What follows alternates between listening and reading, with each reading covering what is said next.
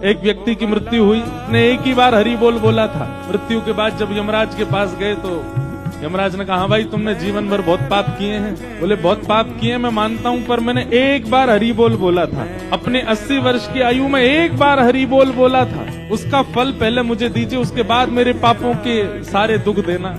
यमराज जी बोले एक ही बार बोला था। बोले हाँ बस एक बार।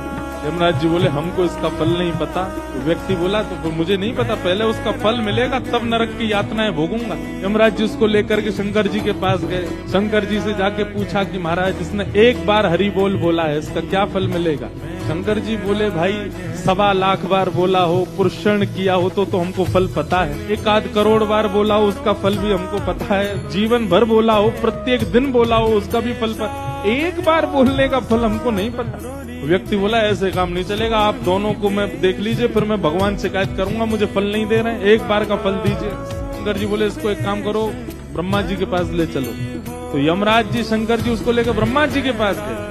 ब्रह्मा जी भी बोले भैया हमको सबके फल पता है, एक बार का फल नहीं पता। नारद जी के पास ले चलो। यमराज जी, शंकर जी, ब्रह्मा जी नारद जी के पास लेके गए। बोले आप तो 24 घंटा नाम जप करते हो, एक बार का फल क्या? नारद जी बोले भैया 24 घंटा गाते हैं, एक बार का फल पता हो तो पूरे दिन क्यों गाते? हम तो पूरे दिन गाते रहते हैं, हमको एक बार का फल नहीं पता। तो गत्वा ये हुआ कि नारद जी बोले इसको भगवान के पास ही ले चलो, परमात्मा ही बताएंगे। शंकर जी, यमराज जी, नारद जी, ब्रह्मा जी उसको लेके जैसे भगवान के पास गए, वैकुंठ में प्रवेश करते ही चारों ने चरण पकड़े। बोले भगवान इसने जीवन में एक बार हरि बोल बोला, उसका फल क्या मिलेगा?